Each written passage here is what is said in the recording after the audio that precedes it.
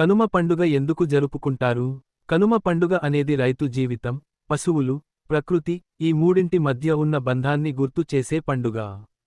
పొలం పనుల్లో రైతుకు తోడుగా నిలిచే ఎద్దులు, ఆవులు, బర్రెలు వంటి పశువులను ఈ రోజు శుభ్రం చేసి, అలంకరించి, పూజ చేసి, ప్రత్యేకంగా ఆహారం పెడతారు. ఇది పశువుల పట్ల మన కృతజ్ఞతకు ప్రతీక.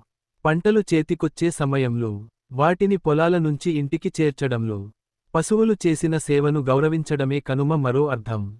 ప్రకృతితో అనుబంధాన్ని చూపించేలా ధాన్యం కుచ్చులను ఇంటి గుమ్మానికి కట్టి పక్షులను ఆహ్వానించడం ఒక అందమైన సంప్రదాయం. ఇది ప్రకృతి మన జీవితంలో ఎంత ముఖ్యమో గుర్తు చేస్తుంది. చలికాలంలో ఆరోగ్యానికి మేలు చేసేలా మినుములతో చేసిన గారెలు వంటి వంటకాలు తినడం కూడా కనుమ రోజు ప్రత్యేకత. పూర్వకాలంలో రవాణాకు ఎడ్ల బండ్లే ఆధారం. ఆ రోజు పశువులకు విశ్రాంతి ఇవ్వాలనే ఉద్దేశంతో ప్రయాణాలు మానేసేవారు. అందుకే కనుమ నాడు కాకైనా కదలదు అనే నానుడి ఏర్పడింది.